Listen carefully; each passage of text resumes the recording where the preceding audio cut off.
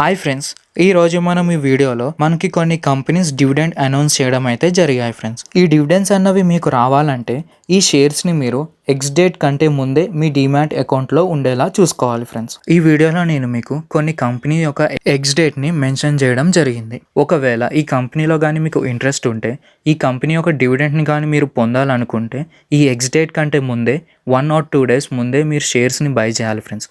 అలాగైతేనే ఆ record date కల్లా ఆ షేర్స్ అనేవి మీ డిమాట్ అకౌంట్లోకి రావడం జరుగుతుంది. ఇప్పుడు మనం ఈ వీడియోలో ఆ షేర్ నేమ్ అలాగే ఆ షేర్ ఎంత డివిడెండ్ ఇస్తుందో క్లియర్గా చూద్దాం friends. So let's start our video.